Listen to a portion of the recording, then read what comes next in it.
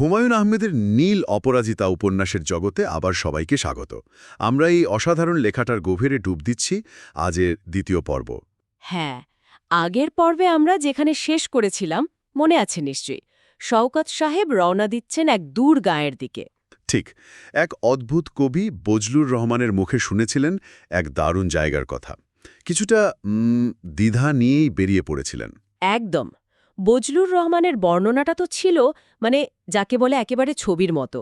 গৌরীপুর মহারাজার এক বর্ষা মন্দির। হ্যাঁ হ্যাঁ, বলছিলেন টিনের চালে বৃষ্টির শব্দ নাকি দারুণ লাগে শুনতে। আর বারান্দা থেকে দেখা যায় গাঢ় পাহাড়, সোহাগী নামের এক নদী, চারিপাশে কদমের বন, মানে একেবারে কল্পনার জগৎ। কিন্তু শওকত সাহেবের মনে কিন্তু একটা সন্দেহ ছিলই। বজলুর রহমানের ওই বাড়িয়ে বলার স্বভাবের কথা তো তিনি জানতেন। হ্যাঁ, সাধারণ বাগানবিলাস দেখেই যিনি পাগল হয়ে যাব বলে চিৎকার করেন। ঠিক, তার কথায় কি আর পুরো বিশ্বাস করা যায়? তবে ওই সোহাগী নদীর নামটা হয়তো একটু হলেও টেনেছিল তাকে। তিনি বর্ষা মন্দিরের সামনে যখন দাঁড়ালেন, প্রথম অনুভূতিটা কি?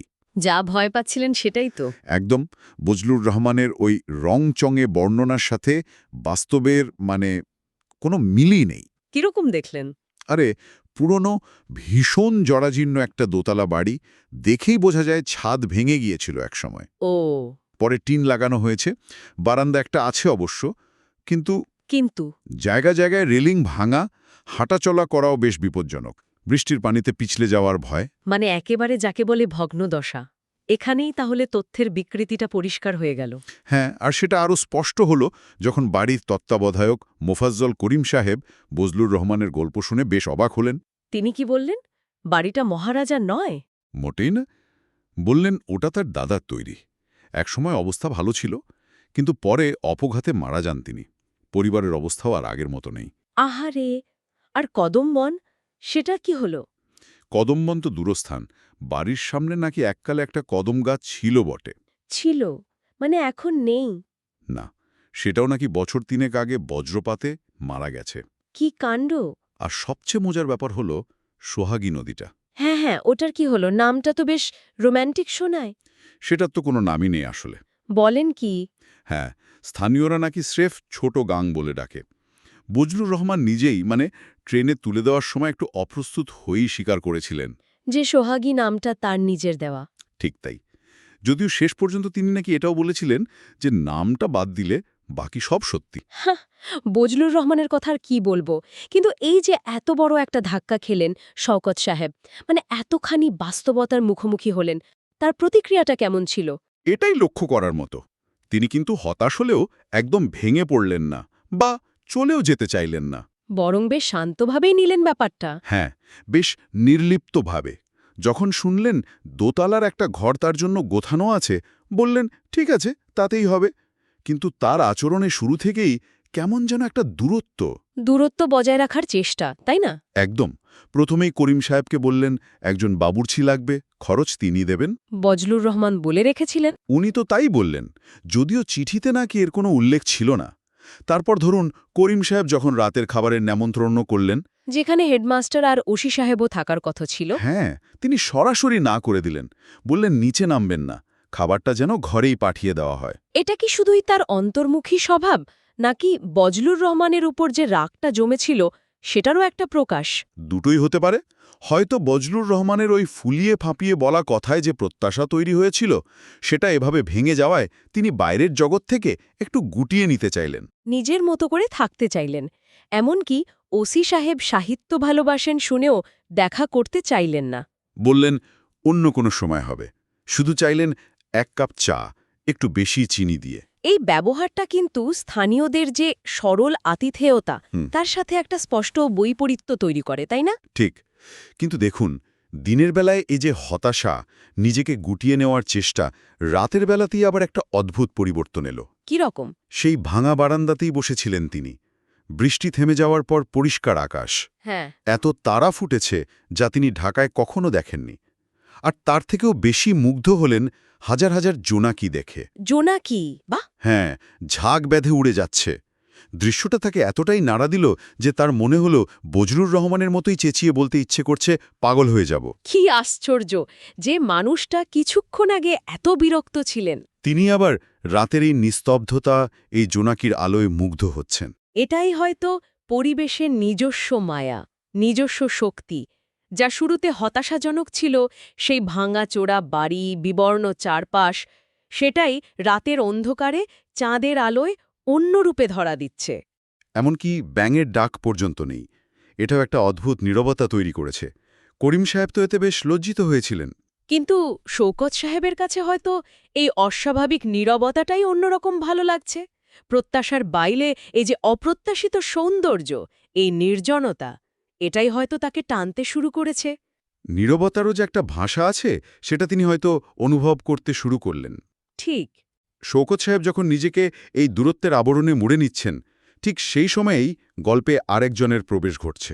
কার কথা বলছেন? পুষ্প? হ্যাঁ, মোফাজ্জল করিম সাহেবের মেয়ে পুষ্প। আমরা জানতে পারি মেয়েটার জ্বর। তা সত্ত্বেও সে একা একা রান্না করেছে শৌকত সাহেবের জন্য। হ্যাঁ, বাবার সাথে তার যে কথাবার্তা, তাতে শৌকত সাহেবের রুক্ষ আচরণ নিয়ে প্রশ্ন উঠছে। সে বাবাকে জিজ্ঞেস করছে, লেখক হলেই কি অভদ্র হতে হয়? তিনি কি খুব রাগী? পুষ্পর চরিত্রটা শুরু থেকেই একটা কৌতূহল জাগায়। অসুস্থ শরীরেও অতিথির জন্য তার এত ভাবনা।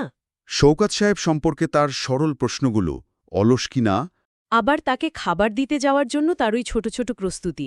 জ্বর গায়েও গোসল করবে কিনা, কোন শাড়ি পরবে, পা ছুঁয়ে সালাম করবে কিনা, এই দ্বিধাগুলো। এগুলো করিম সাহেব আর তার মেয়ের সহজ সরল সম্পর্কটা যেমন দেখায়, তেমনি তাদের গভীর অতিথিপরায়ণতাও তুলে ধরে। আর পুষ্পর মধ্যে একটা সারল্যের পাশেও যেন ভবিষ্যতের কোনো জটিলতার আভাসও পাওয়া যায়, তাই না? ঠিক। তো রাতে খাবার নিয়ে পুষ্প আর তার বাবা যখন এলেন শওকত সাহেবের ঘরে, তখন ঘটল দ্বিতীয় প্রত্যাখ্যান। হ্যাঁ, তবে এবার শওকত সাহেব বেশ মনোযোগ দিয়ে পুষ্পকে লক্ষ্য করলেন। কি মনে হলো তার? তার মনে হল মেয়েটি অস্বাভাবিক ফর্সা, স্নান করে এসেছে, তাই বেশ স্নিগ্ধ লাগছে, কিন্তু চোখে কোথাও যেন একটা কাঠিন্য আছে। কাঠিন্য? হ্যাঁ। এরপর তিনি পুষ্পর নাম নিয়েও কিছু অদ্ভুত মন্তব্য করলেন। পুষ্প নাকি ভালো নাম, তবে ফুলের নামে হলে ভালো হতো। যেমন? এমনকি ধুতরা ফুলের মতো বিষাক্ত ফুলের নামেও নাকি হতে পারত। কি আশ্চর্য কথা! এটা কি তার খামখেয়ালিপনা, নাকি আরও গভীর কিছু? বোঝা কঠিন। এরপর তিনি আবার খাওয়ার প্রস্তাব ফিরিয়ে দিলেন, শরীর ভালো লাগছে না বলে। পুষ্প যখন অন্তত এক গ্লাস দুধ বা দুটো ভাজা মাছ খেতে অনুরোধ করল, তখন তার উত্তরটা ছিল বেশ কঠোর। বললেন, আমার যা ভালো লাগে না আমি কখনোই তা করি না। উফ, এই চরম আত্মকেন্দ্রিকতা, নিজের ইচ্ছেটাই শেষ কথা, এটা তার চরিত্রকে আরও জটিল করে তুলছে। আপনি পুষ্পর চোখের কাঠিন্যের কথা বলছিলেন। শওকত সাহেবার বর্ণনায় আছে, পুষ্প রূপবতী কিন্তু আকর্ষণীয় নয়। হ্যাঁ, তার যুক্তিটা ছিল রূপবতীদের দিকে তাকিয়ে থাকতে ইচ্ছে করে, কিন্তু কাছে যেতে ইচ্ছে করে না, আর আকর্ষণীয় মেয়েরা কাছে টানে। এটা কি শুধুই লেখকের একটা নিজস্ব দর্শন, নাকি পুষ্পর চরিত্রের গভীরে দেখার একটা চেষ্টা? এই প্রত্যাখ্যানটা যে পুষ্প আর করিম সাহেবকে খুব কষ্ট দিয়েছে, তা তো বোঝাই যায়। করিম সাহেব ভাবছিলেন মেয়েটা এত শখ করে রান্না করল, ফিরে গিয়ে হয়তো কাঁদবে। আর ঘর থেকে বেরোনোর আগে পুষ্প যেভাবে শওকত সাহেবের দিকে তাকালো, হুমায়ুন আহমেদ সেই দৃষ্টির যে বর্ণনা দিয়েছেন অসাধারণ। কি সেই বর্ণনা? চোখের মণিতে হ্রদের জলে আকাশের ছায়া, যে আকাশে মেঘের পরে মেঘ জমেছে। বাহ! হুমায়ুন আহমেদের এই ধরনের চিত্রকল্পগুলো প্রায়শই চরিত্রের ভেতরের অবস্থা বা হয়তো ভবিষ্যতের কোনো ইঙ্গিত দেয়। হ্যাঁ, এখানে পুষ্পর চোখে মেঘ জমার উল্লেখ, এটা শুধু তার অভিমান নয়, হয়তো শওকত সাহেবের জীবনে তার আরও গভীর, আরও জটিল প্রভাবের একটা পূর্বাভাস।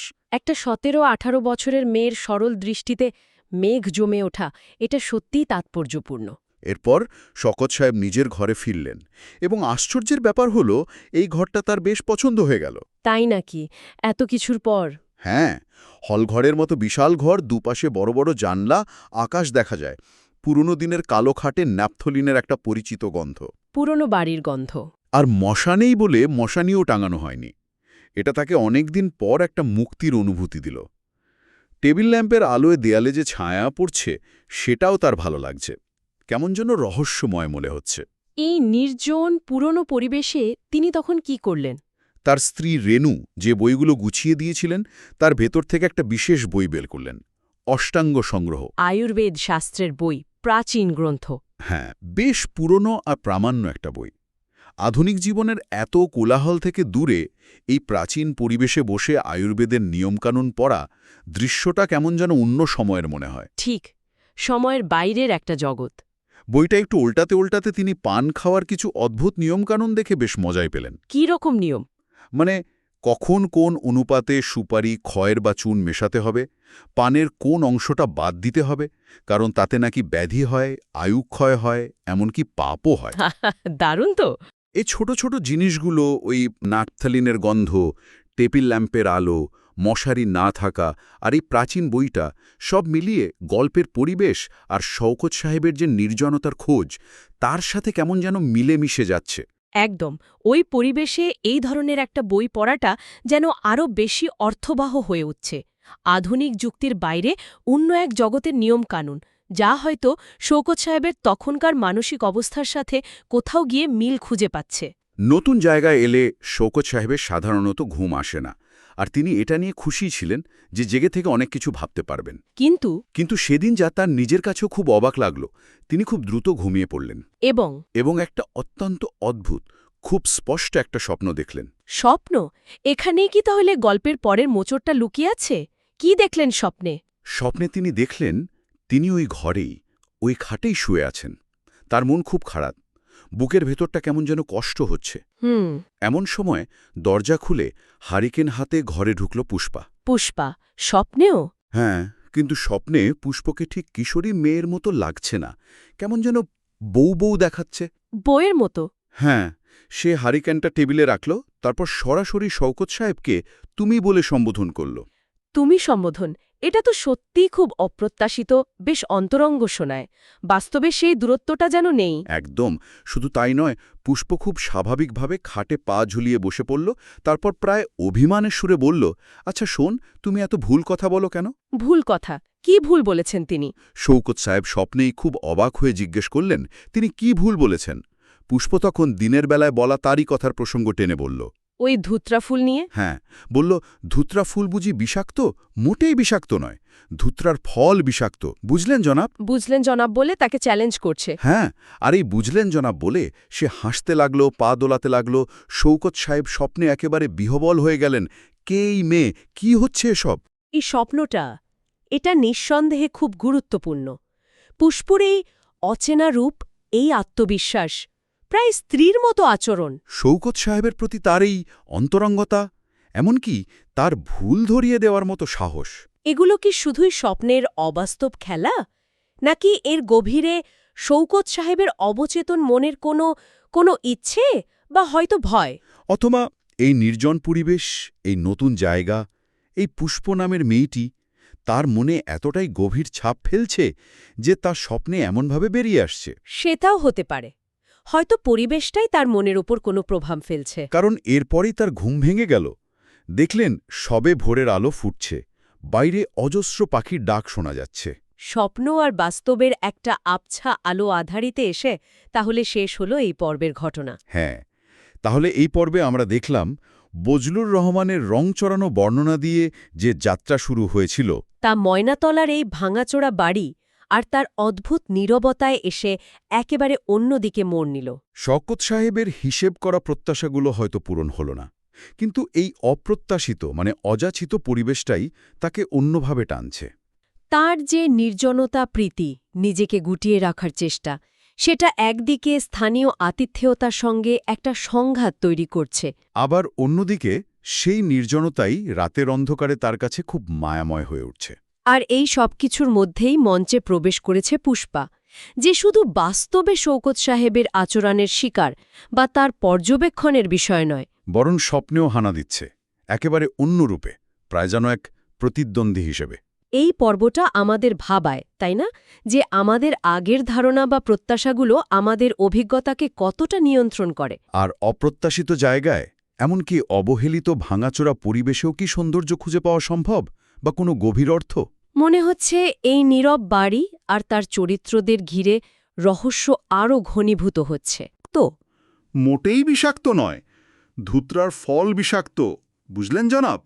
এটা কি শুধুই একটা প্রতীকী স্বপ্ন, নাকি পুষ্প চরিত্রটা এভাবেই বাস্তবেও শওকত সাহেবের এতদিনের ধারণা, বিশ্বাস বা তার আত্মরক্ষার বর্মটাকে চ্যালেঞ্জ জানাতে চলেছে?